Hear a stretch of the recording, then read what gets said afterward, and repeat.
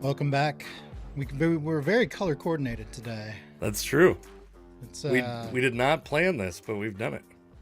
we if there are any Bloods that listen to our podcast, they're tuning out today. The yeah, we are part of an unofficial podcast gang more. I don't know if that's been obvious the whole time. Oh shit, hold on. Jesus Christ. Redoing the whole intro. Yeah, it's yeah, very blue day. But it's very relevant. We're talking Mariners and we're talking Seahawks today. They both have things we need to discuss. Probably the Seahawks more than the Mariners, if we're being honest. Yeah. I think for quite a while it'll be the Seahawks more than the Mariners, unfortunately. Well, I mean, it's almost baseball season, but the Mariners, unlike last year where there was so much hype around the Mariners, this year it's very very muted and rightfully so. So it's that time though. Yeah, I mean, at some point we have to acknowledge our lack of optimism. I think I don't know if I don't. We've kind of just avoided the Mariners as a topic, which I'm pretty much okay with, because they've been just tremendously frustrating for the better part of 2 decades, and so, yeah, I'm okay with as little as we've acknowledged them and talking about the Seahawks. But eventually, at some point, we're gonna have to step it up on the Mariners. It's never good when apathy is better than the alternative. That's really bad. Yeah. I mean, that's kind of how I've felt about UW basketball, which I would always talk about UW basketball. But you know what? No one wants to hear about UW basketball because apathy is better than the alternative, which is a sad state of affairs. So, yeah. But the Seahawks did make a lot of big news. This has turned into a big sports day. It turns out. It's good for us because otherwise we had some real shitty topics that we were going to throw out. I mean, it is poor sports. It's not good sports. So yeah, the shitty topics would be fine. But thankfully, the Seahawks came to our rescue and did some things that could call some attention. So that'll be exciting. We have noteworthy releases, at least across 2 teams relevant to the Seahawks today. Then go ahead. Yeah, it feels like a new era. I remember when Pete Carroll got hired, the first year really of Pete Carroll's tenure, there was so much turnover. Remember how many guys that they shuffled through? They turned over their entire roster. I want to say they broke their record. They broke the record for most transactions in a year and then broke their own record the second year. My memory. Yeah. It was a lot of movement in those first couple of years trying to find the right pieces. And it seems like that's starting now with the Seahawks, which is, it's bittersweet because I think you end up losing a lot of veterans that people certainly care about and have fond memories of, but it's a necessary step in the process when you have a regime change like this. Yeah, absolutely. I'm like I've said to you before, and this is in life and in sports, I'm still invigorated by change. I'm still at the age where I'm invigorated by change. I'm not scared of change. I feel myself slowly becoming scared of change. My uncle in his later years, he passed away last year. We've talked about this, I think, on the podcast a couple times. But he was he definitely wanted the Mariners to change, but he wanted the Mariners to become like something closer to the brand of baseball that he grew up with, more like sacrifice bunts and stolen bases and small ball, which is just not what modern baseball is. It's not really a way to win in modern baseball. Sure. And I can feel the grip of tradition grabbing on me a little tiny bit right now, where I'm like, with some things I'm scared of change, but not yet. It's generational, man. I'm at the age where a lot of my friends are becoming afraid of change, and I can feel it. I feel I'm very cognizant of how people feel about change because I'm married to somebody who's 8 years younger than me, and a lot of my friends are older than me. And of course, then I've got like people I've been friends with for a long time that are right around my age. But the people that are around my age are starting to become the ones that, regardless of where they fall on the political spectrum, they just don't want anything to change. They've settled into the suburbs. When their favorite restaurant closes, things are bad. When a new restaurant opens up, things are bad. The city of Seattle is bad. Just a lot of bad. It's like the misery of life around 40 becomes real, and you kind of like. I'm sure I probably perpetuate it in some ways too, but you really notice it in the people around you, where you're like, God, you didn't used to be this miserable, but now that's true. I do feel like there's a thing like comedy keeps me a little bit where I'm like, I have to go visit Seattle and not just like, it's not the boogeyman on TV. You know what I mean? Sure. So like people talk about Seattle like it's some hellscape, like it's Mad Max or like some post-apocalyptic pile of rubble. And it's like, people pretend like there wasn't, homeless people on the streets of Seattle in 2018. And yeah, we're like, it's not that different. It's fine. We're all going to be Yeah. okay, or some of us won't be, but it's going to be at the same ratio as before, It seems like among my friends, at least, the farther you move away from a big city, the farther out into the suburbs you go, the more likely you are going to be terrified of change, any Sure. change. And that's just life. If you're younger than us, get ready because it's going to happen. It'll happen to everybody. And if you're older than us, you've already been there. You know what it's like. Yeah, well, you and I are in a position now where I think I view change a little bit differently too, which is going to bore. We've got like a lot of sports stuff to talk about. We're like, let's just wax poetically about life for a little bit. I have a kid, and I'm like, oh, I can't even imagine like how much different. I have two kids. Fuck, that's real change. Forgot about that other kid. She's real, get a personality, kid. Come on now. And but yeah, you think about like how much different like how little I'm gonna be able to relate to my kid's childhood. And I thought Bob Springer's I'm ready for a change of topics. Oh, fucking Bob.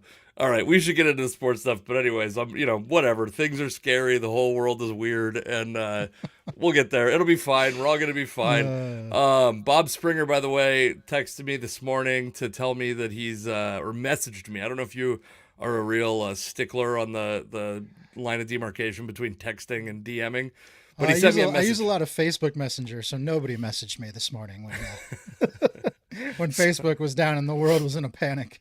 I think Bob actually messaged me on Facebook. I think he shut it down because he said that he had purchased tickets to my comedy special taping at Tacoma Comedy Club on March 15th and 16th. Get your tickets because some people have told me they've bought tickets, which means that technically there are limited tickets now. They're selling, not selling fast necessarily, but they are selling, and that's important. There's only so many people you can fit in there. Will we fill the venue up for every show? I don't know. That's up to you, not up to me. But yeah, anyway, that's going to be fun. It's fast approaching. I've had like real mixed reviews on what comedy of mine is for the last couple weeks, and I'm going to Grants Pass and Cape Junction, Oregon. Great sell. I know. Well, no, here's what I'll say. I'll say the people of Tacoma have loved it consistently. The people of Roslyn, Washington were, I would say, 75% on board. The people of Pasco, Washington were about 12% on board, and where else did I go? Puyallup, Washington. They were like, I don't know, 85% on board. Was it Puyallup? It was like it was the part of Puyallup where you're like, this is like unincorporated Graham or some shit like that. I called it the Graham part of Puyallup. Anyways, we got sports to talk about. Please come out and fucking come to those shows because I really need an audience there. You're like the Mariner Caravan. You know how every offseason they do the Mariner Caravan? They send like the Moose, a broadcaster, and like the last guy on the roster to all the shittiest places in Washington. Sure. On like a goodwill tour of the state. That's kind of what your comedy is right now. I was listening back to an episode and you made fun of me for going to Port Orchard on a Monday, and I'm like, that was like the highlight of my month. What are you talking about? I made more money on that show than any other show that month, and fucking it was great. Like they were an awesome audience. It's not a terrible place to have to go if you already live like in Tacoma. But I mean, it's still out there, man. I drove to Pasco on a Thursday and drove home the same night. This Port Orchard, that's a shitty drive. Driving to the Tri-Cities and back in one day that's a long day with past concerns. Like we were, it was traction tires advised when we got over. Anyway, sports topics because we got big Seahawks news. Seahawks news. I'm trying to. Oh, it's you're on this one. This is your. They cut a bunch of guys today, which makes sense. I mean, they need to free up some cap space, and like we said at the outset, they're going through the regime change, which means you're doing everything you can to free up some money. So they end up cutting Quandre Diggs, they end up cutting Will Dissly, and they cut Jamal Adams, which was really. I would say Quandre Diggs was kind of a surprise, and just in the fact that he's still a good player. Yeah. But they do save a lot of money with Quandre Diggs going. Jamal Adams was a bit of a surprise because people thought he would be a later cut or a post June 1st designation, and they just outright cut him. So they decided to eat all of his salary in the coming year, which is a pretty big hit. He obviously has a big contract. And it really kind of just speaks about how not just how bad the Jamal Adams trade was, because everybody knows the Jamal Adams trade was bad. They gave up a lot of draft capital to get this guy midseason, and it didn't work out. That's one mistake. The bigger mistake is that you then re-signed him to a new contract, which is the contract he would be playing under, and is ultimately going to cost the Seahawks a lot of money in dead cap. So Jamal Adams is gone. I think a lot of people thought that was going to happen regardless. It's just the way they went about it was maybe a little bit different than people anticipated. Yeah, Andre Diggs is gone. So yeah, you're sorry. Go ahead. You pretty much expected it to happen very early, but yeah, you thought they would have. And the advantage of the post June 1st designation is that you split the cap hit between 2024 and 2025. Right. It's so, and the other two, by the way, were like last year of their contracts, so you couldn't do the post June 1st designation and split the cap hit. You had to take the hit on both of them. It's a little surprising. It felt like if Pete Carroll was here, Will Dissly would have played here till he was 40. Like, I mean, Pete Carroll maybe loved Will Dissly more than Will Dissly's parents, it seemed. I remember when he got drafted. He loves a blocking tight end. He loves to bring in a guy that maybe has some receiving aptitude and just completely strip that part of his game, right? Like he It's true, yeah. Yeah, I was not happy when they drafted Will Dissly, even though I liked Dissly as a Husky. I didn't think he had any. He ended up having a lot more receiving aptitude than I thought he would, more than he had in college, arguably. And then he just stuck around, and he was like pretty good the whole time. The Will Dissly saga in Seattle turns out to be like a really great story of a guy like really transforming his game as a pro. And hopefully he'll get another chance. That was the one that was surprising to me because he seemed like the guy who they could have potentially like restructured, reworked his deal. Yeah. And maybe he'll still come back. I do think, if I remember correctly, I think that he hit free agency and came back one time before anyway. But he's also spent his entire college and professional career in Seattle. Maybe he wants to change his scenery. The Seahawks have nobody in the tight end room. I think there's like a restricted free agent guy that's like maybe practice squad guy hanging around, but otherwise, like the three top tight ends are gone. But also, they don't have any connection to Ryan Grubb, so it's like, of course, you're gonna have. There's a bunch of these things where it's just gonna be tough to accept that, like, yes, Quandre Diggs was good with the Seattle Seahawks for the last several years, but it's not like he didn't do that with Mike McDonald. He did that with different defensive coaches. Yeah, I think anytime you lose three guys who have been recognizable faces on your team, Yeah, it's a big day, especially if you're for a sure. Seahawks fan, whether you feel good about it or bad about it. And there's the people that of course separate emotion entirely and are like, I'm just happy we're saving money. And That's probably me more than you. Yeah, I get. I mean, I'm not. It's not like I have an affinity towards any of these three guys, but I totally understand how people. You hear a big name and you react to it. I don't know. Will Dissly to me was always like he's like the white guy shooter on an NBA team. Like when he's there, you don't really think too much of him when he's on the court, but then he hits a couple threes and that's all it takes. The bar is so low for a guy like Dissly that anything he does kind of exceeds your expectations. And so he endears himself to fans because of that. And he certainly was a lot better, like you said, early on than I think a lot of people thought he would be. And he's a likable guy. I mean, he's one of those guys that every time you heard him speak, he he ingrained himself among the fan base. And I think that always makes it tough to lose a guy like that. Quandre Diggs is interesting because, when he first came to Seattle, he was very good. He kind of dropped off a little bit the past couple years. And, to his defense, he's never had like consistency in the secondary with him. He was supposed to be Jamal Adams. It's been like kind of a rotating cast of characters because Jamal Adams can't stay healthy. And it's made his job, I'm sure, a lot tougher than it would have been. He also was replacing arguably one of the greatest safeties in the history of the game in Earl Thomas. Yeah. And coming off that whole Legion of Boom era, anybody who kind of took over the reins was going to have very lofty expectations placed upon them. And he was a Pro Bowler. He was much better than I think people anticipated when he came over from Detroit. And really kind of solidified himself here. And he's another guy that he'll go play somewhere else and he'll be just fine. But I think like you said, I mean, anytime you have a new guy coming in like Mike McDonald, there's a certain type of player they're looking for. And it's not that they don't. I'm sure Mike McDonald can look at a guy like Quandre Diggs and say that is a good player, but he might not be a good player that fits the scheme that McDonald wants to run. And that's where you have to make those changes, especially when you have, some draft capital and there's a lot of guys out there that can fill those needs for you. Obviously, we haven't got to free agency yet, but when we do, I'm sure the Seahawks will be more active maybe than they have been in the past, just because they'll be replacing a lot of guys. Yeah. Robin Castle says this is about Will Dissly, that he kind of looks like Larry Bird, but definitely doesn't shoot like him. You know who he kind of, and I don't want to see two pictures because it'll ruin the joke, but he reminds me of AOC's boyfriend. Have you ever seen that dude? Just like a big, that's a tall, very deep cut. No, hold on. Listen, if you're a dude that looks like me, when you see AOC's boyfriend, it's not a deep cut. I think about that guy about 3 times a week. Hold on. Let me see if I can get him up on. Okay. Yeah, Disley's he's kind of a goofy looking dude. He's a little. Yeah. He doesn't look like he'd be a great football player. Outside of being very large. Well, I guess maybe it's I guess they're engaged or maybe married, but hold on. Is that bad news for you? No, I mean, I don't really care. She wasn't interested in me, I don't think. Hold on, I'm gonna add this too. This is the dude. This guy's Disley-esque. Yeah, he's in the Disley category. He actually looks like he'd be a better football player than me. He definitely looks like he'd be a better basketball player. This dude's jumper is nice. That's what I'd say. But I bet it's a set shot. That's my guess. He's good from like 15 feet. He looks like, remember a few years ago, Stephen F. Austin made the tournament and they had kind of a redhead guy like that who just tore everybody up. He kind of looks like that guy. Again, a very deep cut, however.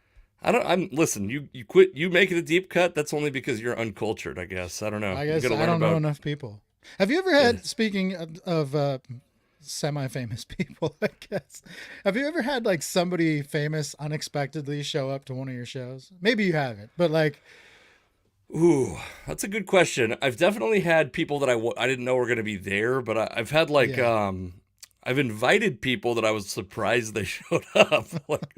like Kevin Martinez, our mutual friend Kevin Martinez came to a show in Seattle and was very nice. Yeah, he was very nice. He's a nice guy. Yeah, I was thinking like, maybe you'd look out in the audience and like somebody super famous would be sitting there. I can't imagine, you're a local comic, so it'd be a little tougher. But, well, no, I go around the country, but it's like, I will say like the guys that I'm opening for in Oklahoma City are not necessarily attracting the Oklahoma City Thunder. You know what I mean? Like and also like there was a time in Seattle or in Bellevue when the Parlor was open, where there would be Seahawks there a lot, but they would be there a lot.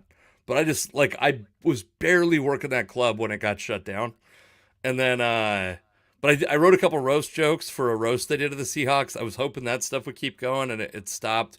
Maybe I can revive that as a thing to get myself in the door. I had a great Michael Bennett joke. Can I tell you my Michael Bennett roast joke? Yeah, go ahead. It was the only thing further apart than Michael Bennett's eyes are him and the Seahawks in contract negotiations. I imagine at the time it was a great joke. Come on. You remember the Michael Bennett era? He was always on the verge of a holdout. That's true. Don't know Selby, you fucking asshole. I'm surprised you didn't go with an offsides joke, but that's cool. I get it. You made fun of his looks. Maybe they were like, this guy. I feel like the more money he made, the more offsides he was.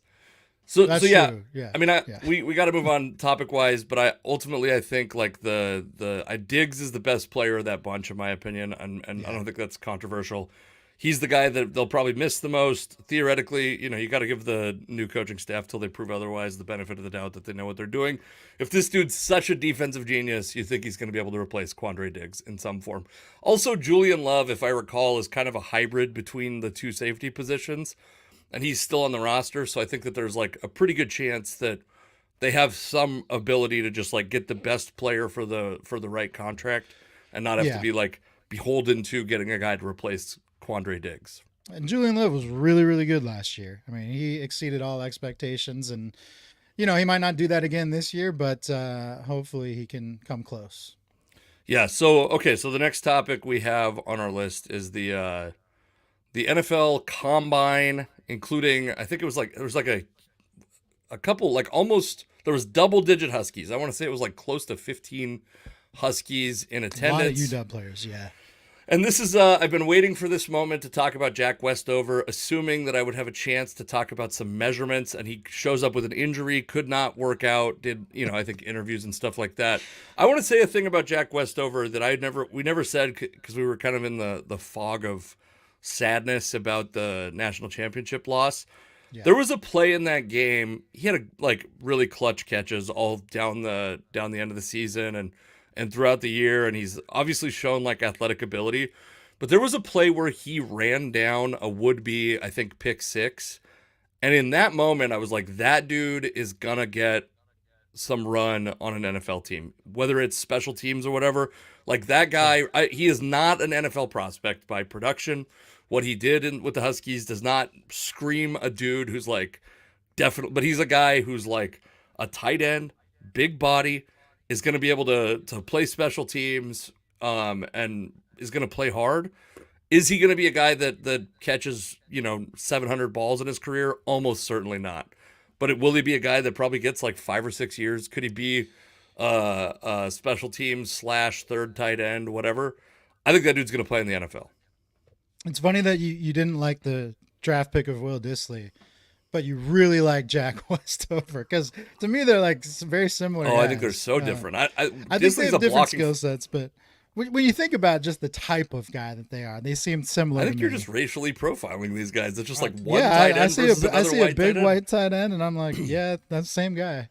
To me, this is like saying, what was the dude? It's not Zach Wilson. What was the dude that the Zach Thomas what was the fucking Zach? Zach Miller. You're thinking Zach of Zach Miller. God, there were two Zach Millers at some point. Anyways, there was two Zach Millers. That's Both like saying ends, Zach Miller and Chris Cooley were the same player because they were both white tight ends. Like these are very different guys. You know how like ESPN personalities, they always get made fun of, or they kind of get dragged when they do the lazy comparison of like like when they two called black quarterbacks. Yeah, like Dwayne Haskins would get called a scrambler at points in his career. Right. Stephen A. Smith, he labeled Dwayne Haskins a running quarterback because he just assumed looking at him. I do that with white tight ends. I'm like, I just assume. Yeah. No, Westover's that's the way to go. Westover, I think, has like high upside and probably, but that's my point. Is like he's not a wasted roster spot, which I think is good when you're the guy who's like on the verge of being the 53rd guy on a roster.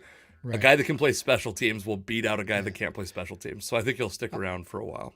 This is relevant, kind of. It doesn't really like accelerate your point, but a lot of my combine info is from like my buddies who have to go cover the combine. Sure. And then they spend all day bitching on our chat thread about things that happen. So I'm going to out what happened here. So Jack Westover shows up to the combine with this injured hand. And of course, nobody knew coming in he had an injured hand. I mean, you haven't seen this guy since the national championship, and he was fine then. So obviously showing up to the combine with a busted hand is a big deal, because everyone expected this guy to perform, and now he can't really perform because he's got this injury. So he's really just there to answer questions from teams and the media, right? That's about it. So he gets up on the podium with a very visibly injured hand. And apparently one of the guys in the media scrum, instead of asking the obvious question first, which would be like, hey, buddy, what happened to your hand? And are you going to be able to like produce here? He started asking about all sorts of stupid shit that didn't matter. Basically, like what? Overtook the entire, just about like random things about like the championship and stuff like that. Kind of overtook the whole scrum with like this series of questions that really, it didn't address the elephant in the room, which was the injury to this guy, which should have been everybody's first question. I always just find it funny, like just hearing media like kind of talk about how these things go, and it's always interesting to me to see how people can like totally screw up a line of questioning. I'm sure we would be the guys doing the same thing, like not notice that's kind of my dream arm is fell to be, off or something. Yeah, my dream is to be the guy asking horrible questions for laughs later, like for just our folks. Yeah, absolutely. So anyways, the combine, I want to talk about a couple different things there, because I watched an embarrassing amount of the combine, and which is just like, by the way, if you spend 30 minutes watching the combine, I think that qualifies as an embarrassing amount, because you're watching guys play football with no defense, right? So I watched the quarterback drills. I just wanted to hear what people were saying about Michael Penix. I also wanted to see JJ McCarthy, because you see these guys, I'm not out here grinding tape. Like, that's not the kind of draft fan that I am, right? I want to see that guy throw a ball and then see another college quarterback that's an NFL prospect throw a ball. Because I think you can see, like, and I will say my worries about JJ McCarthy becoming a Seahawk are pretty much assuaged. I think he's going to be a pretty good NFL quarterback. Michael Penix is like the talk of the quarterback workouts. which is good. This is like, I think you, or at least me, and maybe you, uh, thought that would be the case. Like I thought at some point he would be a very good prospect in this process. And I think he's going to be very good. He didn't work out any other way, which is a little bit frustrating. This was like the theme of the quarterbacks is only a couple of them took only a couple of them ran the 40, only a couple of them did the other drills, and that's frustrating. He's more mobile than people give him credit for. I was reading scouting reports that said he's a statue because he wasn't putting up crazy numbers. And anyway, that I think Penix. Would you be happy with the Seahawks drafting Penix at 16? Is ultimately my question. Yes, I would. Yeah, I definitely would. I like Michael Penix. I don't know that. The problem with liking what would happen versus what I think is actually going to happen is usually with the Seahawks, those two things are so far off. Whatever people want to happen and what the Seahawks actually want to do, they are nowhere near each other. They're two ships passing in the night. And I think when it comes to Michael Penix, there's obviously local fans are going to want. Yeah, I think even like Coug fans could get over the fact that this is a UW legend and be like, hey, this is a really good quarterback. Because when you watch Michael Penix throw a football, it's just amazing. But I also used to think the same things about, I remember watching Robert Griffin throw a football and I was like, man, this guy is going to be an incredible NFL quarterback. And then injuries caught up with him. I remember watching Geno Smith in college, speaking of another guy who's a Seahawk right now. Geno Smith threw an amazing ball in college too. And he still throws a pretty good ball, but it's the type of thing where like when you get to a certain point at the next level, maybe it's just the coaches you have, maybe it's the scheme you're running. Things are different. Obviously, this would be a dream scenario for Penix and probably for a lot of Seahawks fans because he would be working with the same coordinator he had all through college that made him as good as he is. So, yeah, I would love it if they drafted Michael Penix. Do I think they're going to? No, especially because they just cut two presumable defensive starters, for one thing, today. And then they have a lot of other needs. I mean, they have a need at tight end. They have a need in a couple different places on the defensive side of the ball. You could argue they still have needs on the offensive line because of the injuries that they've had there. So there are a lot of holes to fill. Technically, quarterback isn't one of those. Do I think it's a good idea when you have, a veteran quarterback like Geno Smith at the end of his contract? Yeah, I think it's a good idea because then you can redshirt this guy that you draft. So right. I hope they pick him. I don't think they will, but regardless of where Penix ends up, I feel like he's going to be a good NFL quarterback. Yeah, I think it's like I have a decent. This is the thing I'm a little bit obsessed with the draft is specifically quarterbacks, which I'm certainly not the only one. I will say the year Robert Griffin came out, I did not want Robert Griffin. I was a Kirk Cousins guy, which it's weird how Kirk Cousins' career has been this roller coaster of people thinking he was a pile of shit and great, like at different points. But it's he's very much like Joe Flacco. It's like Joe Flacco, where like year to year he's good or bad. It kind of changes all the time. Yeah, and it's like he's pretty much been the same player the whole time. I was big on Andrew Luck. I was actually really upset when the Seahawks drafted Russell Wilson. I thought he was had potential to be very good, felt like a big risk. I wanted Cousins there. I don't know what the Seahawks look like if Cousins gets drafted there. I don't know what Cousins looks like if Cousins gets drafted there. But I have strong feelings that Michael Penix is going to be a quality NFL quarterback. I'll say this. This is my bold proclamation. I think that Michael Penix is going to make a Pro Bowl in his career. A Pro Bowl. I'm not calling him like a future, like he's not a Hall of Fame. I think Rome Odunze is going to be a Hall of Famer in the NFL. He worked out well. That's lofty. He's very good. I mean, I know. Saying he could be a Hall of Famer is it's intentionally bold. I think that dude, one, has all the physical traits you want out of a receiver, runs good routes for the size he is. But when you listen to him in interviews, you listen to Michael Penix in interviews, and it's obvious that he's a smart dude. It's obvious that he's a thoughtful guy, and he's got perseverance and all these things that you want out of a player. When you listen to Rome Odunze and you hear the reports of Odunze was like he wanted to get a specific, break a specific threshold on the 3-cone drill or some shit like that, where you're like, oh, this dude is out there. I've consumed so much good and bad draft content in the last couple days. Adunze feels like a guy who's like really gonna put in the work to be a great, and he's already great. He's already that the contested catch percentage is insane. That's like unheard of production. He's one of these guys that's like open when he's. I've heard the comparison I heard that I actually liked on Michael Penix, the easy lazy comparison for you. Well, you would do it on racial lines, so maybe not. But is is Tua Tagovailoa. That's the Yeah, big because he's a lefty. because he's a lefty, Yeah, right? That's yeah. I heard Steve Young as a comparison, and they go without the mobility.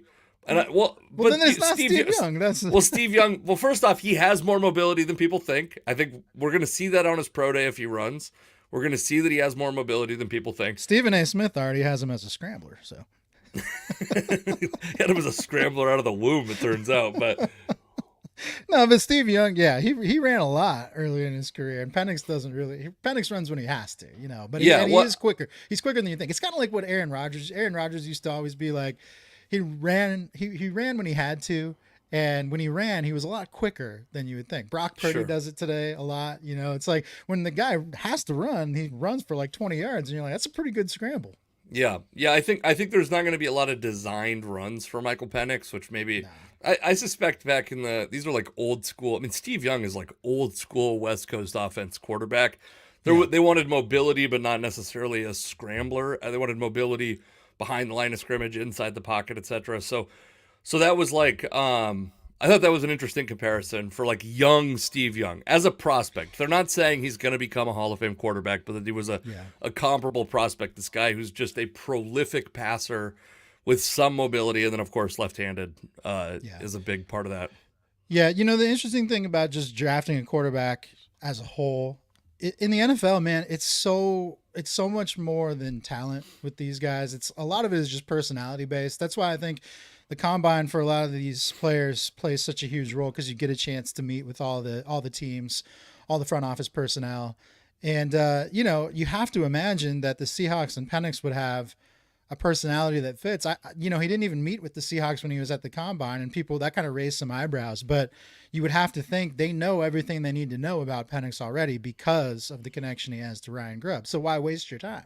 Yeah, Why of waste course. anyone's time talking to this guy if he's talked to everybody there already? I mean, maybe he hasn't talked to a guy like Mike McDonald. I'm guessing he's probably had some connection with John Schneider in the past. But he's probably going to be a good personality fit. I mean, Penix. There are people that like rave about his personality, and frankly, as a fan that's watched him play his couple years here at Washington, he's he's like what you want. He's vanilla. He doesn't say anything out of line. He doesn't say anything too crazy either. I mean, Rome Odunze. He got asked at the combine, like he was asked that question. If a plane's going down, could you land it? And he kind of like jokingly, or maybe not jokingly, said, "No, there's no way. Every soul would perish." Well, that's pretty funny. Like you can tell this Yeah. guy he's thoughtful, he's creative, he's kind of witty. Penix would never say anything like that. I think if you didn't know the contested catch number, if you didn't know that, and I hate this like overuse of this term, but if you didn't know that Rome Odunze was a dog, like a dude that's gonna fight for the ball, if you heard him talk, he's so cerebral. He's so like every answer is so thoughtful that you'd think like Yeah. this guy, like kind of like when Myron Rolle or even Andrew Luck, one of those guys, like these guys where you're like you're almost too smart to play football is what I think when I hear Rome. And I don't know what Rome Odunze's grades are. I don't know what major he took, but the way he talks about football, you're like, this is like it's truly one of the smartest guys I've heard talk about football. It's the old school mentality of football where the expectation that a guy is going to run through a wall for you on game day, right? Like you always talk about running through a wall on game day. And Yeah. in order to have that mentality, the perception is you kind of have to be dumb, right? Like you have to be dumb, super coachable, just do whatever anybody tells you. You're basically like a football android. And so when you hear these guys talk that are clearly intelligent, it can warp your perception because of the old school mentality of football. But that's a reality of the game. I mean, there are guys that are going to give you 100% every single time that are very smart, and this is just they happen to be super talented too. So yeah, I mean, it is different with Rome because I think he is. he can go a really long way just as an athlete, but when you combine that with his intelligence on top of that, I mean, that makes him a weapon for sure. Yeah. Yeah, the comparisons I heard on him that I thought were good. Again, these are like gonna be very good players, right? So like don't shit your pants when I say them, but it's like Devonte Adams, Chris Carter, Larry Fitzgerald, which are like, I mean, Fitzgerald is like, obviously, I think Fitzgerald's at this point probably the best of those guys, but these are three guys who are Hall of Famers or future Hall of Famers, very likely Devonte Yeah. Adams. Uh, I think he's like got the physical traits and the mental traits to be there. Obviously, he's got to not get injured in his career. He's got to have a lot of things go right still. But I like barring injury, I think that dude is straight up a Hall of Famer. Anytime you're dealing with not just the NFL draft, this is across all sports. Anytime you're dealing with prospects of any kind, they always get good comps, even if they're like not that good. Like even if you're talking like later you're not round gonna picks, get a comp of like here's like a fifth string guy that never did. Yeah, it's gonna be like upside comps. We need our analysts to dig a little bit deeper and be like, yeah, this love this guy here in the 7th round. Really reminds me of Rick Mirer. This guy right here, very much Dan McGuire. A lot of Dan McGuire in him. I want more of the bad. I remember I had a realistic roommate. comps. I had a roommate who I'm not going to name, but he ended up being a somewhat accomplished journalist at a point, which you may be able to deduce yourself from who I'm talking about. He and I were talking. We're like I want to say it's like 2011. So the Sonics are like recently departed from Seattle, and I remember there was a player in the draft that kind of looked like Desmond Mason. And he goes, this dude's like the next Desmond Mason. And I remember being like, is that straight off appearance to him? And he's like, fuck, I think so. Dude, I was like, tell me what you know about his game. And it was like, and yeah, I kind of feel like that. I do think there's a lot of lazy comps out there. Those other guys, though, I mean, you're talking about like body control, guys that could make contested catches, guys that were very good athletes despite being very big. Okay, so I want to talk about the rest of the Huskies a lot more briefly than those two guys. I feel like, I mean, Penix has taken up a lot of the headlines because there's more like conflict on where he belongs in the draft. Adunze is such a great prospect. Like, and I'm also, there's two things I'm annoyed by with the Penix stuff that we can continue to talk about and especially hopefully if the Seahawks draft him at a good spot and we could talk about him for a decade. But this idea that because he played one bad game against Michigan where he had no time to throw, where he was getting absolutely pelted, where he very clearly got injured and kept playing throughout the game, finished the game out. This is like a thing that also another thing about Penix, by the way, that they said, and the only person I heard actually report it was Michael Penix himself, so take it with that grain of salt, but was that the medicals came back pretty positive, which was one of the big concerns. But that dude played through injury, played through constant pressure, did not put up his best game, did not necessarily make adjustments, but to me, the thing is, how do we penalize Penix for what happened in that game, but not Ryan Grubb? You know what I mean? Well, I was actually thinking about this with respect to Dylan Johnson, who also was injured in that game. Sure. Was injured in the previous game. I feel like he's had a broken foot since he was about 3 years old. Yeah. I think he's been broken for a while. Great season. Amazing season for Dylan Johnson as a running back. But Dylan Johnson's injury made the Huskies one-dimensional in that championship, and it ultimately ended up costing Michael Penix because he gets hurt in this game because he's just constantly under assault because the other team knows Dylan Johnson is injured, and because of that, the Huskies are one-dimensional. They can only throw the ball. And so, it's really interesting because among the Huskies that go to the combine is Dylan Johnson, who is still recovering from the injury he suffered in the Sugar Bowl and then carried into the championship with him. And he goes out and runs, and he decides he's going to run the 40, which, there's a lot of guys that go to the combine and are just not competing physically. They're there to just meet with teams and talk to people, and that's fine. He chose to run, and he runs a terrible time. I can't remember off the top of my head. It was like around the 4.7 mark, I believe. Yeah, I believe that's not right. good. Not good for a tailback. 4.68. 4.68. Very bad for a tailback. I just got to wonder, like, who is it? Like, sometimes you just wonder who's advising these guys. Like, because no agent in their right mind should be advising a guy who was injured, not quite 2 months ago to go out and run a 40. And of course, after the fact, after this bad time, Dylan Johnson says, hey, I'm not 100%, but I wanted to show that I can run. Like, you don't have to prove that you have the dog in you. Yeah. Like you don't have to prove that. That'll come with time. You have to, the combine is all about proving that you are a specimen. That's all it is. Specimen, and that you can talk to people when you meet with them. So I found that very interesting. That first of all, his agent would even tell him to go out there and perform, or that he would choose on his own to perform. And that it ended up, becoming problematic in a way, because now this guy's probably not going to get drafted at all. Yeah, I'll tell you my honest view of him was a guy who was probably like a not even like a UDFA priority UDFA type anyway. And I think like I agree with you. I think he confirmed that. I don't think it's necessarily. I think if it was 1995, a guy with his profile, he might have gone from a second round prospect to a fifth round prospect. But the way the teams, I mean, there's probably not going to be a running back drafted until the late second round, maybe third round this year. Yeah. And it's going to keep getting worse for running backs. It's one of the earliest things we talked about on this podcast is that position is just going away. As we know it, it's going away. Like fullbacks, it's going away. It's just, and that's just the reality. I want to talk about one more guy because so like the other receivers, Jalen Polk and McMillan. God, why can't so Jalen Polk and Jalen McMillan? I was like in my mind, I'm like, are they both Jalen or am I fucking this up? Jalen spelled differently in both cases. I feel like Jalen, by the way, as a name, I know like a bunch of Jalens, and they're all like roughly those guys' age to about 30 right now. Every Jalen. How do you know a bunch of guys that age? That's weird. I've worked manual labor for a long time, buddy. That's okay. I've worked at places, manufacturing facilities. I know people. I'm not banging dudes. Maybe is that the question? Five? No, I was just 5 to 10 years ago. Maybe you were like going to high school basketball games all the time. So those guys were fine. Braylon Trice is interesting. Oh, by the way, Devin Culp had, I believe, the best tight end 40 time, which is not really what I expected. Not only did he have the best tight end 40 time, he ran a 4.47.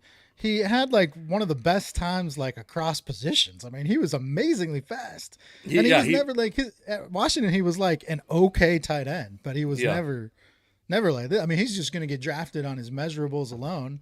And then did you see the picture of him that the NFL took and put out when he was running the 40? Oh my God. First of all, it's mid stride, so it looks like he's floating. But, most of the time when they take these pictures of guys, their faces are just like all twisted up. They're really focused to run as fast as they possibly can. You got to look up the Devin Culp photo because this guy looks as chill as can be. It looks like he's just out for a stroll, like a casual stroll. And it'd be one thing if like that time was like pretty average, right? You'd be like, well, that's why he looks so calm. But he ends up running this amazing time while looking as chill as can be. It's like, man, this guy might get drafted for a multitude of factors at this point. He's out here looking like a model, and he's putting up one of the best times we've seen at the combine. I was trying to pull it up. Did you hear the video start playing in the background, by the way? No, I did not. Okay, good. That's good. That means the listeners didn't hear it either. Yeah, he'll be an interesting prospect because he's But anyway, so and there's another guy I want to talk about, but Braylon Trice comes in, and my thought of Braylon Trice is that he was going to probably come in like 265 to 280, about in there, and be a guy who could and I brought up Michael Bennett earlier, but a guy who could like play across the defensive line, rotate through all positions of the defensive line in a 4-3, a guy who might be hand in the ground, sometimes on the edge as a rush linebacker, sometimes a very versatile guy who in the right scheme might be very dangerous. Did you see what he weighed in at? Because this didn't make enough news, I thought. No, I did not. 245. That's very undersized. It's very undersized. It probably means that Washington just reported him bigger, so that. But I remember seeing him and like being like, "Damn, he looks like a defensive tackle, like a college defensive tackle," and then looking up his weight. Well, he's been on a hunger strike, first of all. No, he wants a ceasefire in Gaza, and so Braylon Trice is... He has not been eating. It's a bold choice ahead of the combine. No, I think, you see this a lot in sports where teams will over-report guys, whether it's height or weight, just size in general, to make them appear better than they might be. I heard of this, not as relevant, but I heard about this with minor league baseball. It's very interesting. typically over the past few years, baseball players have been much taller. They've been reported much taller than they actually are, which we know is a thing that happens. Sure. But in minor league baseball, that has suddenly been corrected, and guys have been shrinking at like record numbers because they have the automated strike zone in minor league baseball now. So you have to get your height exactly right so that you don't get cheated on the balls and strikes. Because if you want the robo-ump to call it correctly, you got to have the right height listed. So guys who were previously 5'10", 5'11" are now turning up 5'6", 5'7". And if they ever bring that robo-ump to Major League Baseball, which I kind of hope they do for many reasons, but one of the most fun would be just to see how some of these guys' heights just plummet as a result of this. So I can see how Washington might have reported him as being a little bit bigger than he was. Although if he truly was playing at 245 all year, then it just made what he did all season long even more remarkable. Sure. Yeah, I'm curious. I'm curious to see what that turns him into, because if he's 270 and he's putting up the numbers, the measurables that he put up, it's a little more impressive, obviously, than if he's 245. But there was one prospect, a guy who I'm going to call the DK Metcalf of the defense. I don't think he's going to get drafted as high as DK Metcalf got drafted, but there was a player named Tyler Owens, a safety from Texas Tech. So he comes out, he puts up a 41-inch vertical leap, a 12-foot 2-inch broad jump, which I'm not sure if that's true. I was reading about it earlier today. I believe they say that is 1 inch short of the world record for broad jump.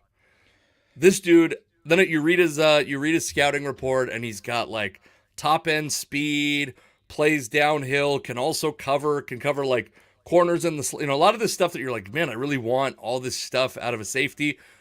Goes to run the 40, pulls his groin, doesn't put up an official 40 time. And after that, obviously he doesn't do the workouts. He doesn't do any of the other measurable stuff after he injures himself.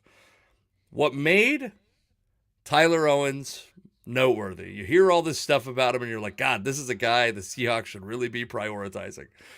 He gets interviewed I know before. He doesn't believe in space or other planets. He's not a flat earther, but he's not against the idea of a flat earth. He's like me, a no by the earther. Way. Yeah, he's a no earther. Where you just exist. I don't know. Much like myself, he does not believe in the American moon landing. And this is a guy who I understand. That's such a weird thing to hitch the wagon to, but yeah, I get it. Yeah, one day we could talk about it, probably off the podcast, because for some reason I told this, my brother-in-law and I we share this, apart from sharing me an in-law relationship and him a biological relationship, we share some skepticism about the moon landing. We were talking to his parents about that, and they go, it sounds like you guys have like a real distrust of the government. And I was like, no, yeah, that's exactly right. You've perfectly diagnosed. I don't trust the government. Yes, exactly.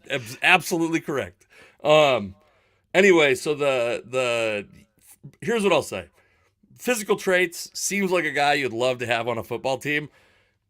Some of the stuff, the conspiracy theory stuff, for a football team, you may not want him, but as two guys that host a podcast called Poor Sports, this seems like the kind of guy that we might be able to actually get to come on this podcast. First off, nutty enough to come on the podcast, but a guy that I want in front of a microphone every week representing this team. I don't know if that's going to go well in Seattle. Just going to be honest with you. I mean, I didn't know all of his physical measurables that you just shared. They do sound very impressive. Maybe he jumps better because there's not a lot going on upstairs. He's not subject to the gravity of a globe. Yes, well, that's possible too. As a no earther, he's going to start a movement, the no Earth movement. I don't know if that one's going to catch on. The flat Earth movement, in and of itself, is obviously very niche. But you've heard the birds are fake. I didn't know that the Earth was fake. That's surprising to find out. No Earth, no space. I feel like space, when you're a kid, especially a young boy growing up, space is such a thing. Every boy, it's just like how little kids go through their boot phase. Kids also goes through a space phase, right? Like there's all sorts Tyler of Owens. Apparently not. I mean, it's whatever school system he was in, they need to go reevaluate. He's from Plano, Texas. He's from a state that has launches. I know I think Plano's a suburb of Dallas, but they have launches. I want to take you got to take him out to like one of the launch centers and just ask him like, where do you think these rockets go? And I'm not no judgment. Just ask, where do you think they're going when they go up? I think you get him to Seattle, you get him to be a spokesperson for the Museum of Flight. That's what I think you do. I mean, I don't know if he's going to be able to conceive all of what's going on in there. Like, I don't know. Like, this man has obviously been on planes. Where do you think the plane is going? I don't know. Straight across a flat surface. Sometimes these people like this can be very interesting to talk to, but you get it like in small doses. If you get too much of it, you're like, man, this is insane. It's like we've already gotten tired of Kyrie Irving. Kyrie Irving is a little wacky, and then now it's to the point where when you do hear him talk, you're like, I don't believe a word this guy's saying. The thing about Kyrie Irving is he fell into the inevitable trap of conspiracy theorists, which if you become a conspiracy theorist and you follow it to its logical end, eventually you hate the Jews.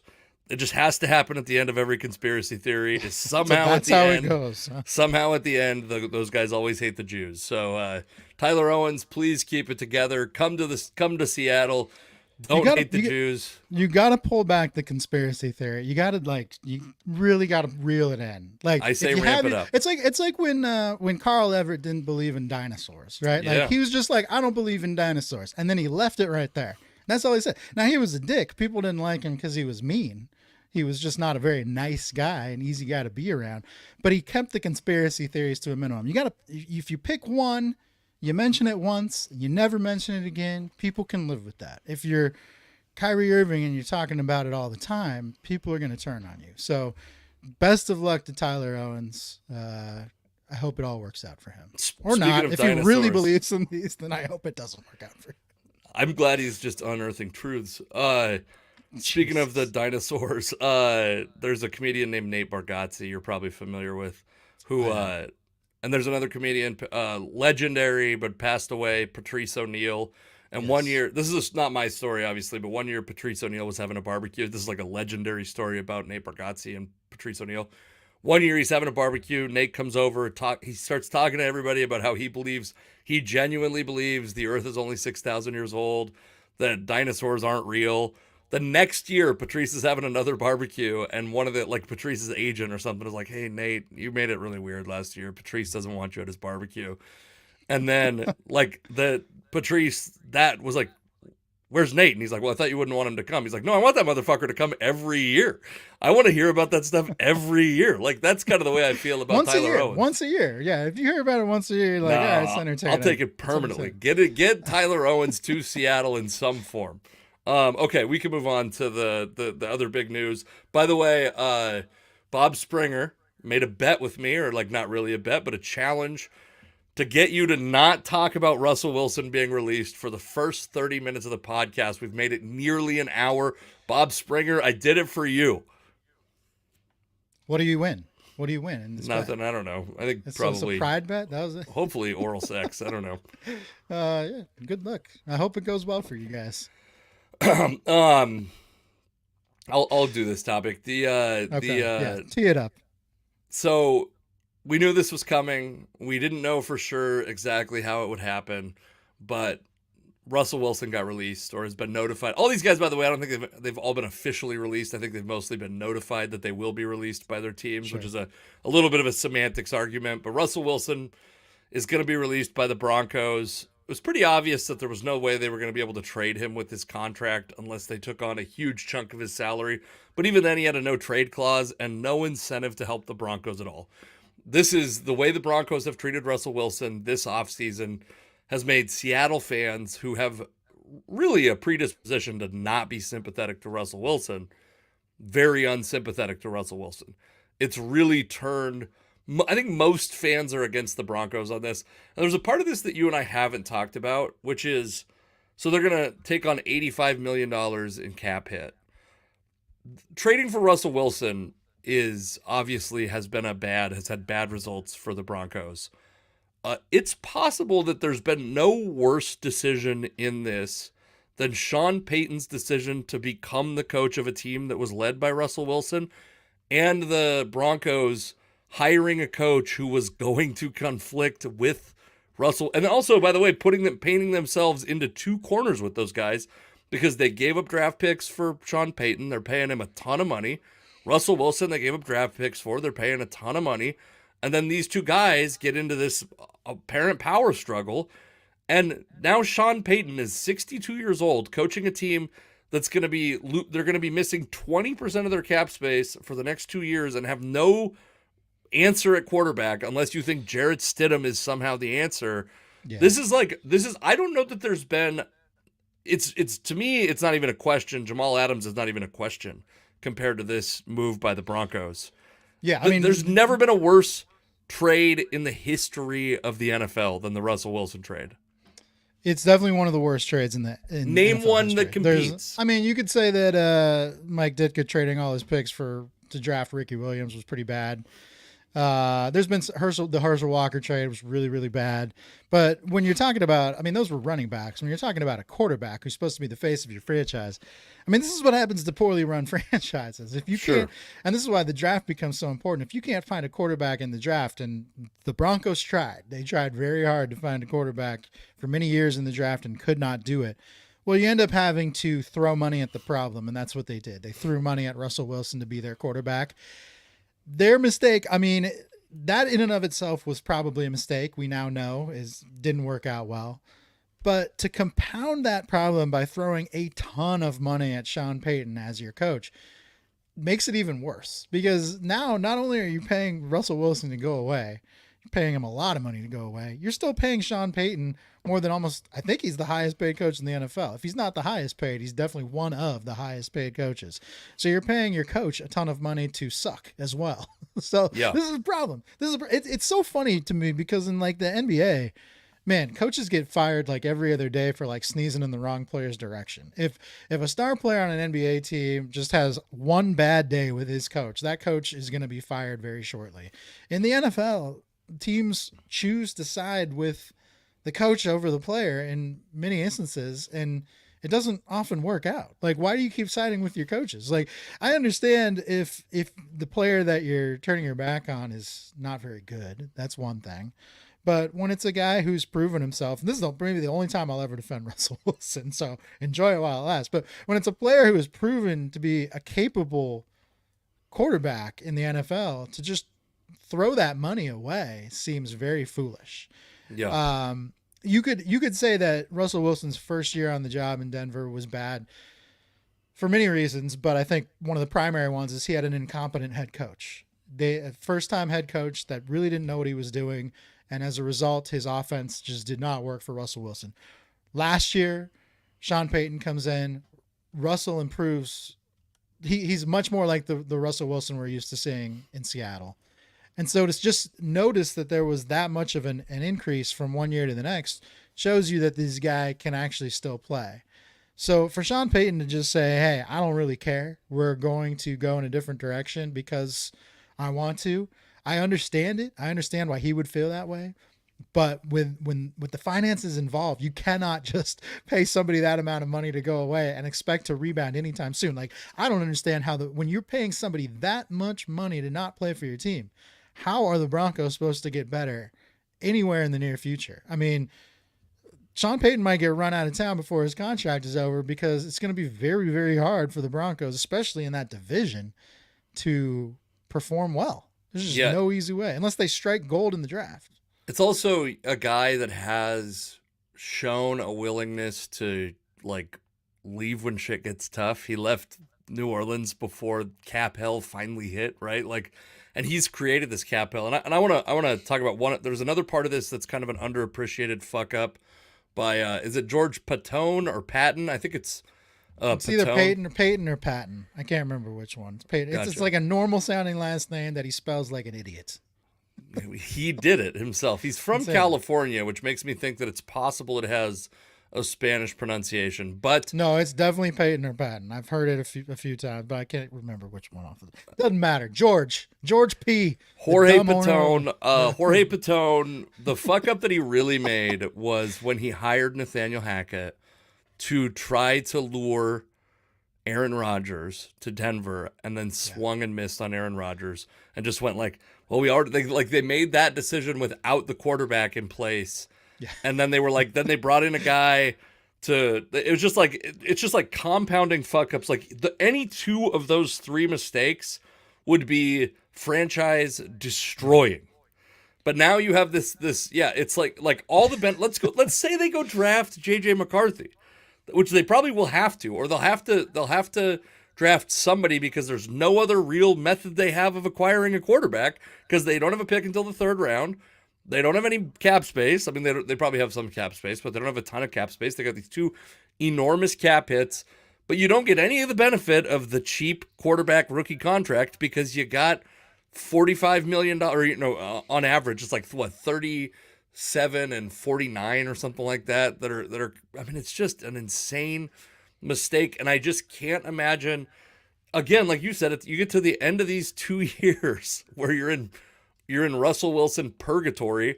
Probably, by the way, watching him go make the playoffs with another team because they'll be able to surround him with a lot of talent with the money. Because he's not going to cost another team anything at all, basically, right, financially. Yeah. This is you made fun of me for this, but somebody's going to really benefit from Russell Wilson being essentially free.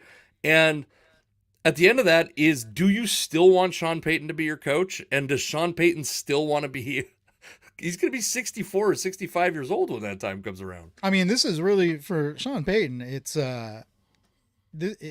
crunch time. Like if you're truly a great coach, you're going to have to prove it now more than ever before. I mean, it's just trying to get the guys that they're going to have there to play well is going to be very difficult. And maybe they can do it. Maybe he knows something. I mean, I totally understand where Peyton would come from, the standpoint that I just don't like Russell Wilson as a person, or his personality doesn't vibe with mine, because I think what we've seen the last couple of years is the cracks in Russell Wilson's armor that show he might be a very difficult person to work with. That doesn't mean he's a bad person. It just means when you're in a team environment, especially one that's in a pressure cooker like an NFL team, if you are not on the same page as, the other high profile person, in this case, coach and quarterback, then it's just never going to work out, no matter how talented that person may be. So, I can understand why Peyton would look at Russell and say, this is just not going to work out personality wise, and we need to separate. But the finances involved just make it so you think you would give it more of a shot than they did. And I mean, you're right. Wherever Russell Wilson goes next, unless he's just like such a terrible negotiator, his agent is such a terrible negotiator that they try to strong arm their way into a contract that ultimately won't pay them more, but screw over the team that they're with. He shouldn't cost his team much, and that should give them the freedom to, surround him with parts that should help them win. Where even if he just plays like an average version of Russ, that you're going to be very competitive, and that's important. Yeah, I think that I've been thinking a lot about what he's going to do, because if you're him, you want to probably go be a starter for those 2 years. And really the only way to guarantee that he would be a starter is to hurt the team, to make it painful for the team that he plays for to get rid of him. And to do that, you'd have to attach money to it, and then you start to become less valuable. It's like there's weird incentives. Russell Wilson's free agency is going to be one of the most fascinating things. Real quickly before we move on, I want to make this is my bold prediction where he's going to end up. Many people believe the best player in this draft is Marvin Harrison Jr. The Washington Commanders have, first off, they're in the Virginia area where Russell Wilson grew up. They're on the East Coast. They're not, they're a short flight from Atlanta, where Ciara, I believe, is from, or at least is a place where she could be, maybe live or be an entertainer. Obviously, Atlanta's also on this list, but I think the Washington Commanders are a sleeper team because, one, they could trade out of that spot for a quarterback-hungry team, probably accrue a ton of draft capital. Also, they could draft Marvin Harrison Jr. potentially and give him a weapon and just build a team around Russell Wilson and Marvin Harrison Jr. and Terry McLaurin that's really, really, the passing game situation could take a huge shift in Washington. And Dan Quinn, familiar obviously with Russell Wilson. Cliff Kingsbury is your offensive coordinator there, which it's always hard for me to figure out the offensive coordinator fit, but it doesn't seem to me like a horrible fit for Russell Wilson.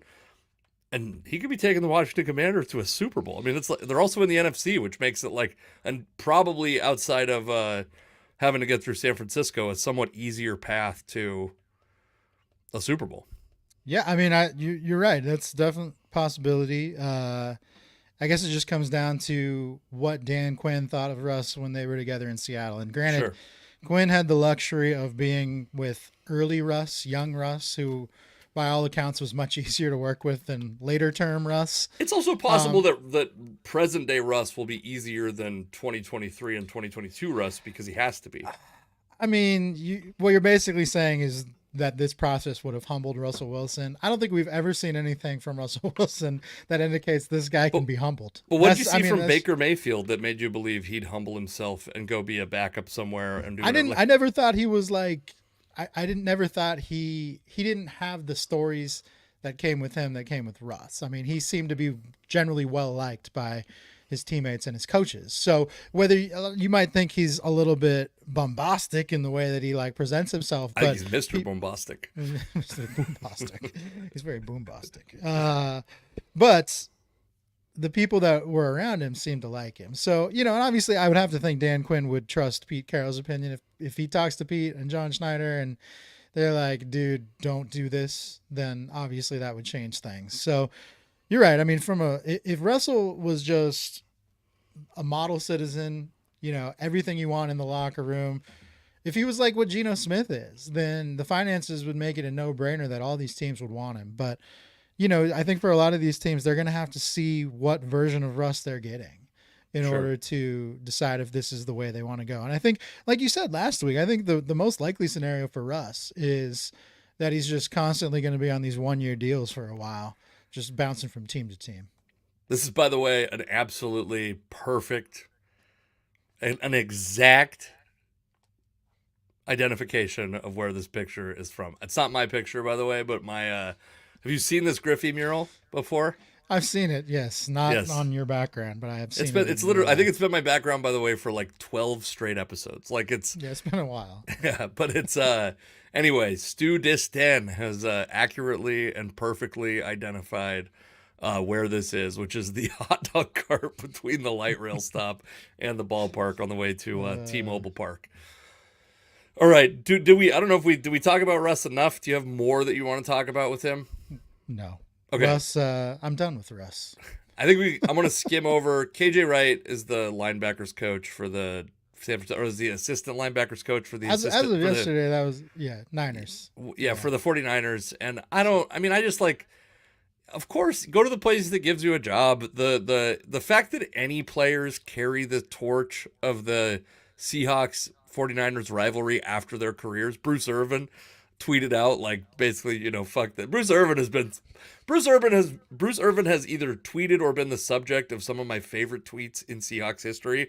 I remember when he got drafted. Remember Mike Williams, big Mike Williams? Mike Williams was great. I love Mike Williams. He made a comment that was like, that boy looks like a dog, like a literal dog. Like he's like not like a dog the way that people say I got that dog in me now. Like that is an ugly motherfucker about Bruce Irvin, who was gonna be his teammate in like Mike Williams he was like a Twitter superstar. Dude, back he was in great. the old days of Twitter. And he's just disappeared. Ever since he got out of football, he's fallen off the face of the earth. If anyone knows where Mike Williams is, we want you on the Seahawks podcast, Mike. Come on the podcast, big track Mike this guy Williams. down. I remember one time he just tweeted about.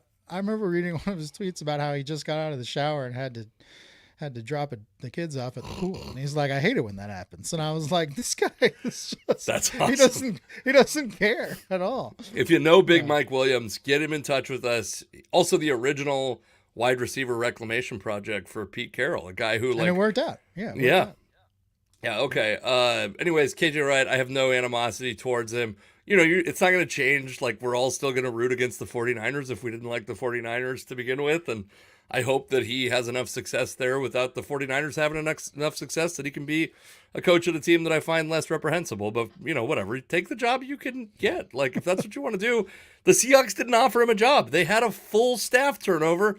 They didn't offer him a job. So you can't be mad at KJ Wright for taking a job with your rival when you had every opportunity to give him a job in Seattle. And who knows, he might not even be a good coach. He might be a terrible coach. I remember back a few years ago, Lofa Tupu became like an assistant coach for the Seahawks for a year and then got out of the game. He didn't want to do it anymore. So, a lot of these guys just want to like dip their toe in, see if they're any good at it, and they just have to find a landing spot. And that's what he did. Okay, so And then I guess I wanted to talk about Alex Rodriguez's tan, but Alex is adamant that we talk about something different. I wanted to talk about the Mariners just a little bit because we just haven't talked Just any a Mariners. little bit. I mean, I forced you to watch this like 10-second video that was posted on Twitter today. Yeah, I'm By trying to pull it up. I saw someone commenting on the fact that there's just like a ton of Mariner podcasts right now. It was by a Mariner podcast account, and it's a video of Luis Arias, who was acquired in the offseason to be presumably the Mariners starting third baseman or some sort of a platoon starter. And he is fielding a ground ball and throwing to first, and it is not going well. It is Yeah. the story out of camp all year is that this guy just flat out cannot throw. He's got an injured shoulder and he can't throw. And now we've seen some video of him throwing, and boy, it definitely looks like he can't throw.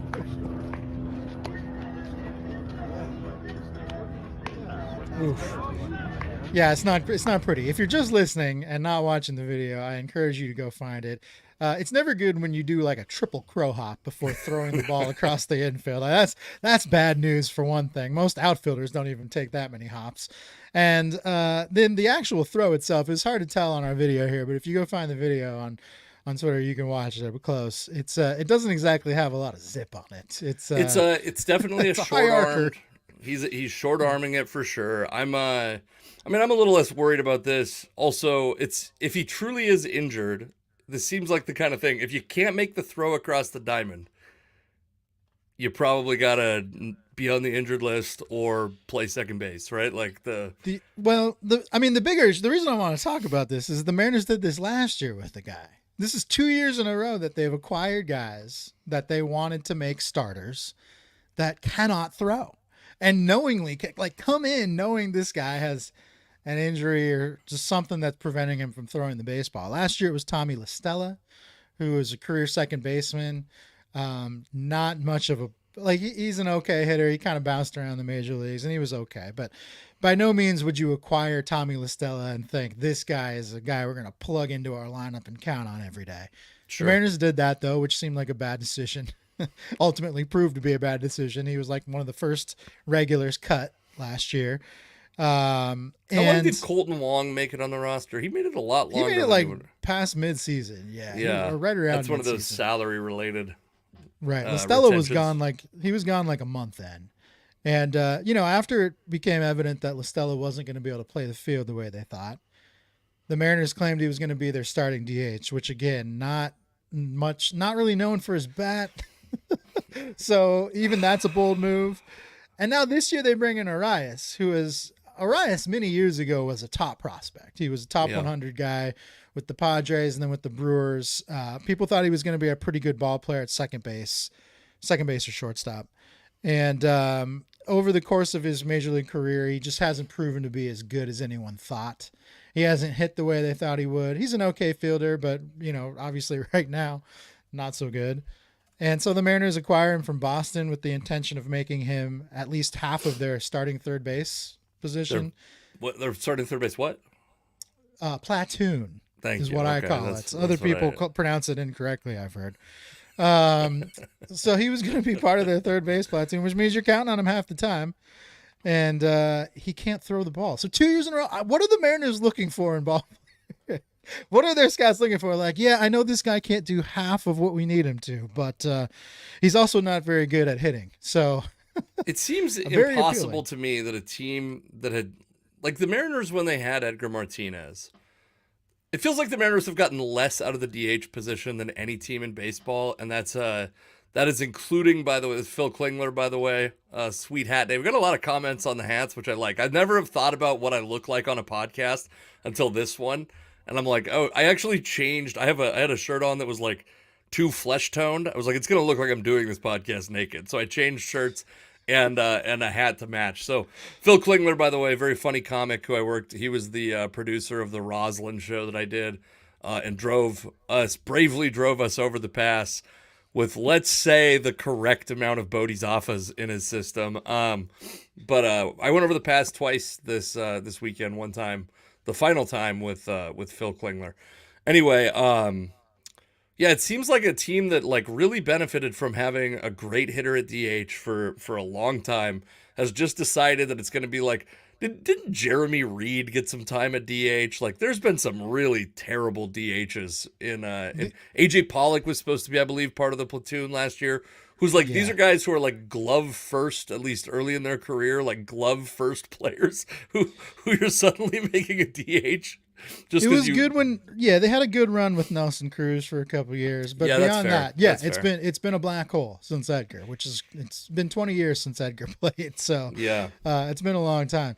It is interesting. I mean, when you talk about guys like Pollock, when you talk about the DH position as a whole, the Mariners just can't find complete ball players. I understand like living within the margins. They feel like they have to be frugal. Let's put a nice term on it. They like to be frugal for whatever reason, by their own choice.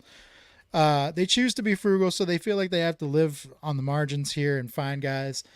But just find complete players. Just find guys that can do things on both sides. They don't have to be the best player on both sides of the ball.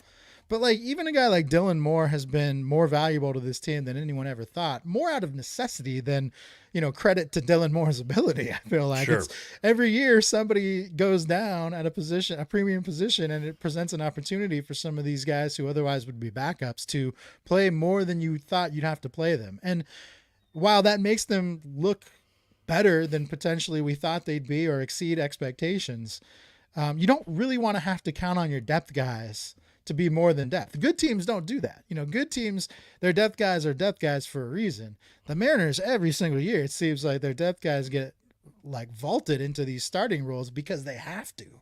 And it'd Yeah. just be nice to have a season where you don't feel like you have to do that. And I get it, man. In Major League Baseball now, if you're not one of the top 5, top 10 spenders, you're always going to have one or two holes in your lineup somewhere. So we can't expect that all 9 positions are going to be filled with stars.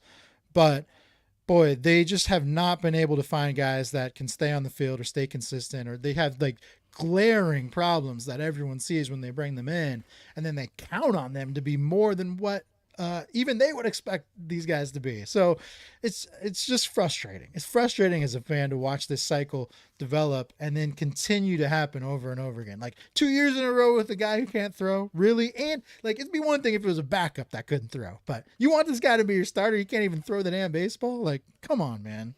So I guess maybe I'm wrong on this. I would have thought Urias would have been the small part of the platoon, the platoon. The platoon. Yeah, he would. we- Well, he'd be lefty. He's a right-handed hitter, so he'd be facing the lefty starters. right. So Yeah. he's. I will say this about him. His in his career, though he's been a somewhat disappointing player overall. He's been above average in 5 of his 6 seasons, and he's like 238 WRC plus in 13 plate appearances, but 137, 92, 113, 114, and even last year when he was pretty bad overall, he was a 105 WRC plus from the against left-handed pitching. So I think there is like some positives there. You'd like that guy to be able to throw the ball. I agree with you. Let's have that guy be able to throw the ball. If he provide can't throw any the ball defensive across value. the diamond, like what's he supposed to do? Run over to J.P. Crawford real quick and be like, "Here, throw this." Like, how is this supposed to work? Is he going to use the pitcher as the cutoff man on the way to first? Like, what's going to happen here? Yeah. All right, final topic because I got to go get these children, and so can I ask you this? I don't really know this about you. How much of a video game guy have you been in your life? Not much. Okay. I sold an Xbox in 2011 that I had for a few years. That was the last big gaming console I ever had. Gotcha. So I am not. I don't feel like The reason I sold the Xbox at the time was like I felt like I just didn't have time to play, and it was wasting space. And, So I've yeah. gone through periods like that. There was probably a 3-year stretch where I didn't play video games at all, and then when we had our daughter and the pandemic started, I played a ton of Madden. I played as much of Grand Theft Auto as I could. Eventually, you got to stop playing those games in front of your kids, or at least that's what that's what my values are. I'm You not don't trying want to tell teach anyone them else on how to parent. Grand Theft Auto. But the so there I think in 2014. So you've been untainted by you're like deep sea water. You've never been part of was it Ed O'Bannon? Is that what his name was? The guy that he's like the reason we have NIL now. Ed O'Bannon. Because Yeah. yeah, Y- 1995 UCLA Bruins. Yeah, and sued EA along with the NCAA, or maybe both, maybe just the NCAA, but it led to the NCAA football franchise being discontinued from Yeah. 2014, and then it's coming back in 2024 as NCAA football 2025. It's highly anticipated. I'm very excited for it. I was a bigger fan of those games than I was of college football. I liked those games as much as Madden. And but I definitely am more of an NFL guy than a college football guy overall. And those games were so fun. Also, the fun thing about those is when I play Madden, this is some nerd shit. I try to keep the stats like within reason. I don't want a quarterback throwing for 6,000 yards. I don't want a running back running for 3,000 yards. You know what I mean? College Yeah. football, it's so like, who gives a shit? Texas Tech is throwing for 1 billion yards a year, and then Michigan's throwing for 1,700 yards a year, and it doesn't matter. Like, both these teams can be successful. There's no real limitations on how the game should be played in college football, and that's one of the Sure. things that was fun about it. I didn't have to be a purist, and I could go exploit young teen or older teens and 20-year-olds for free Online. labor, for free labor. Hey, relax, relax. Digitally only digital Uh, false. yeah. Well, actually, one of the last games I played frequently was NCAA football. I think it was '09. It had Darren McFadden on the cover. That was a big one. I played that all the Darren time, man. McFadden was an Alabama running back. Where did he go? Arkansas. Was Arkansas, I believe. Arkansas Razorback. Yeah, He was him either and Arkansas or someone else. Alabama. There was Visually, I another. always screw those two up.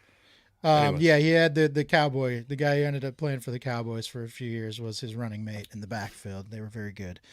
yeah, But yeah, I played that game all the time. I loved the NCAA football games more than I ever loved Madden. I don't know why. I just really enjoyed it. Maybe just because when you start out with a team that's going to like the Independence Bowl and you you work your way up to a championship, it feels more fulfilling than playing for the same thing every year on Madden. So yeah, I was a big fan of the NCAA football games. I've never had to live in this period where they didn't exist because I just wasn't playing those games then. But I yeah. do know that the game is coming back, and to be honest, it's tempting. But I'll never have time for it, so I will not. I will not be investing in those. But I Well, am I want to say very this, curious to folks. see I what it would looks like to like. reveal something about Alex, a man who claims he does not have time for any sports video games. I texted him yesterday about the what was it? It was about a local podcaster to see if he would be a good guest. Which, if you're a local, it's probably not you if you're a local podcaster that listens to this. But it was you said, sorry, can't watch right now, watching The Bachelor. So I I understand, was I'm in a watching The Bachelor. relationship. I also have children. I hope you were watching with your wife. I love Um, watching those shows. I I love do. I'm trashy TV. actually pretty encouraged that, like, when you and I were kids, you couldn't, as a straight dude, watch The Bachelor without catching shit. And I think you should be allowed to do that, Alex. I think Thank you. I'm happy that exists for you. I'm glad we're not as oppressive of straight white dudes as we used to be. We've been oppressing them for The years in the the Bachelor thing, department. yeah, the thing about these types of shows. Last night my wife was getting on me because I talk to the show. I'm like, I treat it like a basketball game or a football game. When I'm watching a sporting event on TV, I will talk to the TV a lot. And it's probably very annoying if you're sitting there watching with me. I get that.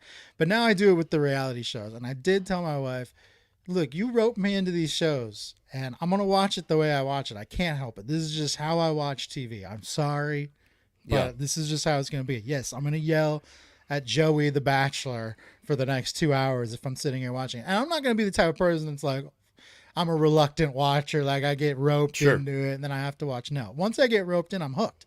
That's what happens. That's what happens with these shows. They're designed like opioids. I mean, they are designed to be addictive, and that's what they do to you. They're It's designed like opioids. once you Oh. yeah, they reel you in, and once they have you, they have you. So I mean, I'm not going to say that I don't enjoy watching them because I do. I just watch them a certain way. It's very passionately. So as invigorating and as gripping as that was, the story here is Arch Manning has opted out of the. So he's opted out of the game. Apparently, what you get is $600 and a free copy of the game. I think is what you get if you opt in. Obviously, Arch Manning comes from a family where $600 isn't compelling. Obviously, he comes from a family that could afford to buy him this game. To me, there's like a thing. This feels a little bit like when Eli would not play for the Chargers. If you remember, when Eli Manning got drafted, he refused to play for the Chargers. It led to this kind of awkward trade where Phillip Rivers ends up in San Diego and Eli is in New York. And it's kind of one of these things. It's like Eli Manning was good enough in his career that we kind of forget about that. But that was like in the early parts of his career, there was such a narrative about him. And this one kind of feels like that too, where it's like, just let the people that love you, let the people be fans, go play for the team. Like go be on this. I guess maybe, I don't even know what the disincentive is at this point. Kids, like, wouldn't it be the shit if you were on a football game? Like, why? I'm with Arch Manning on this one. I remember playing MLB baseball again, probably around 2009. And Barry Bonds opted out of the game, and I can't remember what the name. It was Joe something is what the name that they gave to the character that was basically Barry Bonds in the game. But Barry Bonds opted out, which he has a right to do. In this case, I'm sure the MLB players were getting paid much more than $600 and a free copy of the game. But what NCAA or what EA is trying to do with the NCAA game is capitalize on these college students that to them $600 is a lot of money. And just getting a free video game that they're going to play all the time is valuable in and of itself. So effectively they're getting, $700 out of this, a game and the $600 cash that they're getting. But that's not a lot of money. And if you're Arch Manning and you know how valuable your likeness is, I get why you would bounce out of there. Be like, look, if you want me, you're going to have to pay. This is, what this reminds me of? This is a very stupid comparison, but every now and then people will hit me up and be like, hey, will you retweet this thing that I tweeted? And like, they have like a dozen followers or whatever, and they want me to retweet their thing. And I'm like, if it's something impactful, like, hey, if you have a disease and you need money for your disease, then absolutely. Or let's say you have a special coming out probably sometime in June 2024. Let's say that. No, that's not enough. Not enough. It is a disease that makes you do it. I'll think about it. But to be fair, you've never asked me to do anything like that. For sure. It's always the people that are like, here's some dumb opinion I have. Will you blast this for me? And I'm like, no, it doesn't like represent my opinion in any way. Like maybe I believe it, maybe I don't. But also it's like, if I didn't build like this following by just retweeting things that people asked me to retweet for them. If I did, it'd be a weird, no one would care. Right. So it's like, if you're Arch Manning and you built up this likeness, granted it's nepotism in his case, but sure, if you have all this money and this likeness that is very powerful, to put a value of $600 on that in a free video game is foolish. It's foolish. It mitigates your value for the future. So I understand why he would do this. And it's like the one time I'm siding with, like the Eli trade like that you mentioned. I remember that, and that always felt weird. Like the Mannings were strong arming the Chargers into not drafting him. This just feels like you are diminishing the value of these kids. $600 is not enough for any of them. It's like a class action lawsuit in a way where everyone gets like a tiny amount of money for, which overall hurts the company at a higher level. But what did NFL? I wonder what NFL players got, or what do NFL players get from Madden? Because I suspect it's not as. I'm sure it's like the thing about it's being part of pop culture. I think that's the deal. Is they don't get any direct compensation. I'm sure it goes into some other thing where they end up getting money, but it's just part of pop culture to me. And it's like if they paid every player. I don't know what it would be worth, but let's say it was worth $2,000. I mean, any amount you put on it is going to feel arbitrary, right? Even $600 obviously feels a little bit arbitrary. Now all of a sudden the consumers, like you and I, are going to have to. Well, not you, obviously, but the consumers, I'm going to be paying $180 for this, and it's like I don't know. It's one of those situations where I understand it's not Arch Manning's job to make the game, like enjoyable for kids, but it is taking away from some. And also, but I get like he's a free person, do what you want. It just feels to me like he's the most high profile guy to not do it, and he's the backup quarterback at Texas at this point. Like this dude could be Sam Heward. It was Sam Heward was a fair comp. He didn't work out. Right. No, I totally get it. I mean that's what EA is banking on. That kids will just want to be a part of this to say that they're a part of this because it is popular, because it's, to them is probably meaningful in some way. It's, in a lot of ways, it's like when companies do unpaid or very lowly paid internships. It's Sure. like when you see people online put out a call for writers, and then they're basically not going to pay you anything to write articles for them. We see that all the time, and we always side with the people who are doing the writing, right? Like we're always offended in some way that these companies would not pay these people what they're worth. But this is And this, basically, they're not even doing work. This would be like if they were like, I'm going to give you $600 to share your article that you already wrote and got paid for on my website. yeah, which is also annoying. I mean, I totally get it. I mean, I understand where he's coming from, because there's studies on this sort of thing. I remember one I've heard about in the past where companies wanted to get people to donate blood. Okay, they wanted people to donate blood, and they didn't know how to like incentivize people to join their blood drive. So they offered to pay people $20, like $20 charitable donation or something, $20 donation to something, if you donated blood. Well, the problem with that is they actually saw a decrease, because people, all of a sudden, the value of donating blood had been quantified to $20, and that wasn't enough. That didn't Right. seem like a whole lot. Well, that's similar to this case. Is you've put a value on this. $600 to Arch Manning, or probably anyone in the Manning family, is, pocket change, basically. Sure. So you are diminishing the value of what his likeness is worth by saying, we're going to give you $600. And if you're his agent, which I'm sure, he might not officially have an agent because he's in college, but I'm sure he does. If you're the person, Sure, he has a really knowledgeable lawyer. Yeah. If you are representing this kid and you're like, hey man, your likeness is worth a lot of money. It's certainly worth more than $600. So let's Sure. hold you out of this, because we don't want to diminish what you could be worth in events and signings and things like that later on. So I get it. Yes, I understand how it can detract from this game. It can also be a bad look for the player, especially if he doesn't work out. But I understand why they would do what they did in this case. We're coming dangerously close to talking about branding, which I think is how we know the podcast has reached its natural end for this week. Thank you for listening. Grants Pass, Oregon, and Cave Junction, Oregon. Not in that order. I'll be there headlining some shows this weekend. Cave Junction Thursday, Grants Pass Friday, Saturday with my pal Alex Kaufman. Very funny guy who lives in Bozeman, Montana right now. Yeah, thanks everybody. Alex, has nothing to promote. He always makes it awkward at the end. You can watch The Bachelor and support me, I guess. Yeah, watch The Bachelor so you can support Alex. If he doesn't watch it, he might end up on the show one day. So that's not. They don't. Golden Bachelor, maybe. All right, thanks everybody for watching. Let me try to get this stupid music to play, and then we'll get the hell out of here. The music is the best part. It's the best part.